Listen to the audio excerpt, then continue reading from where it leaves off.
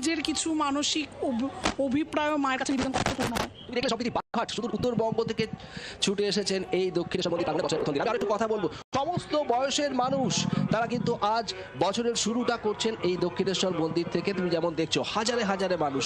আমি একটু জিজ্ঞেস করবো, কোথা থেকে আসছো? কোথা থেকে আসছো? চিনাপাড়া ট্যাংরা থেকে আসছে স্যার। আপনারা ট্যাংরা তুলসিয়া। আচ্ছা, এই বছরের প্রথম দিনটা কি প্রত্যেক বছর আসেন নাকি এবারে হ্যাঁ, প্রত্যেক বছর আসেন? না প্রত্যেক বছর না, এই আজকে সময় পেয়েছি আজকে এসেছি। আচ্ছা, ঠিক কি কারণে এই সকাল সকাল দক্ষিণেশ্বরে আনন্দ, একটা মায়ের কাছে আসবো। কি চাইছেন আজ মায়ের কাছে? সারা বছর ভালো থাকুক, মা ভালো থাকুক, আমাদেরও ভালো রাখুক।